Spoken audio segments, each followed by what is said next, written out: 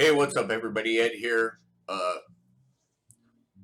It's 1:13 a.m., 1:14 now. I wasn't expecting to make a video, but I just saw some stuff that I'd heard about a few days ago. And while sometimes you come across something, you just have to talk about it. We were on the road all day today, and we ended up at one of my favorite grocery stores, Heinen's.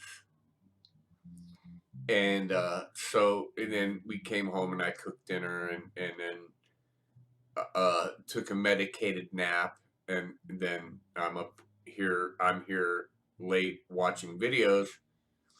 And I had heard a couple days ago, and this is going to cover two things. This is going to cover,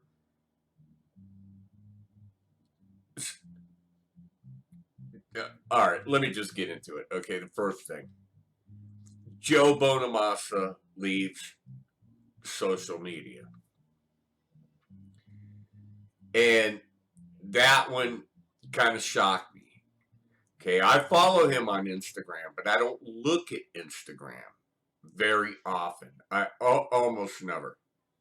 I'm a YouTube, Facebook, Twitter guy.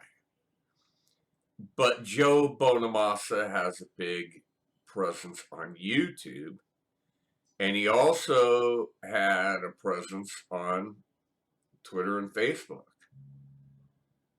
And one of my favorite YouTube series is Live at Nerdville with Joe Bonamassa, which is just absolutely awesome, where he interviews other artists, other, uh, you know, people in his realm and people that he plays with and interacts with.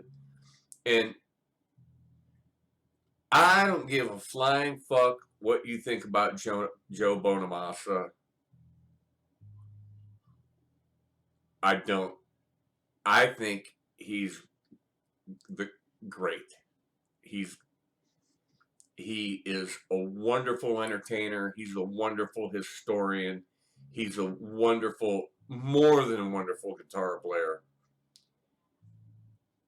and a wonderful social media presence. And something happened on Instagram where he felt he made an inappropriate comment and then deleted the comment. I don't know what it was. I don't know the details of any of that. But what he said was he felt social media had stole his soul. And I get it, man. You know, if you're getting ready to go out on stage in front of thousands of people and you're checking fucking Twitter comments and Instagram comments and getting pissed off by some keyboard warrior troll and getting triggered, he recognized that. You know, that's what happened. And he recognized it. And he said, screw it. I'm gone. I'm leaving social media. And he could come back. Remember, Dr. Groovy went dark? He came back eventually. But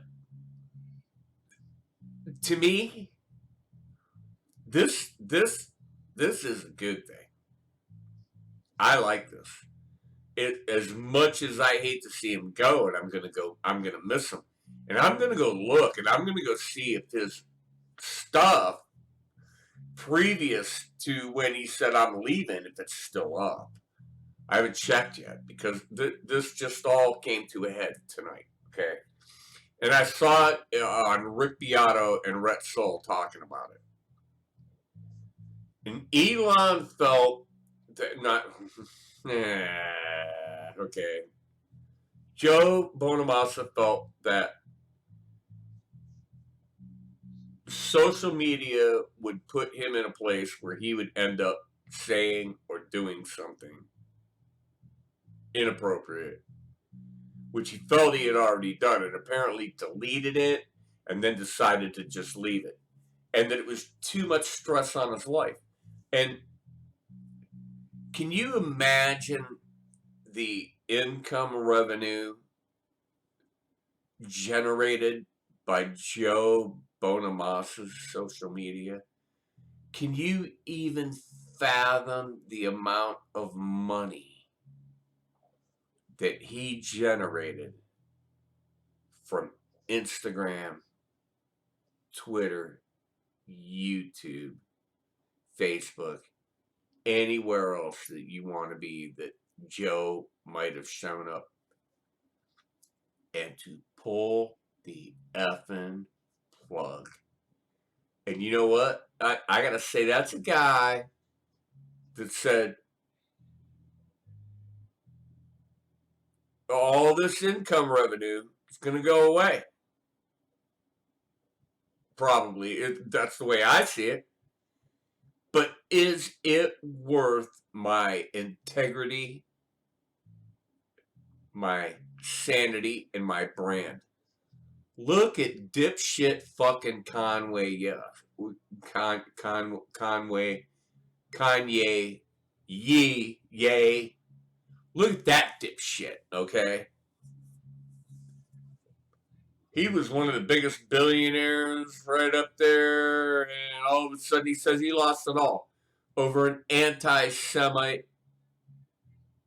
comment. Good for you, buddy. You know, easy come, easy go, buddy. And to me, Joe Bonamassa had the wherewithal to understand that he could ruin his brand by lashing out on social media at some basement keyboard warrior, no name frickin' troll that got on his nerves. And, you know, and I think he's the kind of guy, because the rule is for these big channels, the big channels, if you look at the big channels, they do not respond to you. And I think Joe was responding to his fans and responding in the comments, and got caught up and did something that, and I would, my estimation, I would guess, Joe has probably nailed somebody for being an asshole big time, but then thought, oh shit, I can't be doing that. And the person probably deserved it, whatever Joe said, but to leave that all behind, because he knows that his brand is what is important. And he will go on, and who knows? He could come back. He could come back at any time. It'd take a little break, whatever, who knows? But on the other hand, he may just be done with it and move on with his life. And I'll tell you what, if everybody turned all their social media off today, their life wouldn't end. Now, for us older people, it would be easier because we know how to deal with it, because we grew up without it and we knew how to deal with not being able to instantly contact people. We've been in that situation. The younger generation hasn't, and they may not know what to do. All right, and Joe Bonamassa, thumbs up from me. I'm gonna miss you. I'm gonna miss Nerdville, live at Nerdville. I'm gonna miss that big time. I'm gonna miss it really big time. But hopefully, I will have access to your music in some form or another. Because I do enjoy his music, I enjoy his performance, I enjoy his playing, I enjoy his gig gear, his history knowledge of the entertainment industry, all that, and you're one of the greats. And screw all the people that are haters. Fuck the haters, because they ain't got what you got. That's that. Now the other thing is Elon acquiring Twitter. This is fucking hilarious. This is a gazillionaire who bought a social media platform because he was going to save free speech. You dumbass. Our free speech does not depend on social media. Let me make that clear. Our free speech in this country is guaranteed. But there's not free speech without consequences. And this dumbass reinstates all kinds of white supremacists, Nazis, just all kinds of out there on the fringe, bullshit, crazy people, COVID deniers. All the safeguards and rules that Twitter put in place and banned people from, he threw away, and he let all those people back on. Well, to be honest with you, I haven't seen much of a difference other than there's like a lot more shit bags on Twitter now. And so now he's worried that Apple is going to drop the Twitter app from the Apple App Store and not let Apple iPhones have Twitter, which, in my opinion, for Apple, it's their decision. It's not Elon's decision to make, it's theirs. They can decide what their device caters to and carries and supports. It is what it is. And he's claiming that Apple will lose its fan base and its users. You know what? Almost none of my friends, almost none of them, and let me say this first, a big chunk of them are loyal, dedicated Apple iPhone users and consumers. None of my personal friends in my circle, not even my fucking wife, has a Twitter account. None of them. So however many fucking millions you think are backing you on Twitter, you got to think about the ones that are on Twitter that don't care and the ones that aren't even there. And I'm just sitting back with a cup of popcorn and watching this and laughing my ass off. And would I buy a Tesla? Nope. I take that back. If I just had so much money to fucking burn that I could buy a Tesla, and if it broke, it wouldn't matter, because I'd have to be so rich it wouldn't matter. I'd probably buy one. I'd probably buy one and go out and like wreck it or something. Would I buy Elon's? Oh, and he's claiming that if Apple drops him, he's going to make his own phone to carry Twitter. Are you serious? Do you really think I'm going to buy that phone? No. I'm not going to buy that phone. Because it'll be just like a Tesla. It'll be super expensive and no one will be able to fix it. There will be nowhere to take it. All right? The thing with Apple stuff is it works.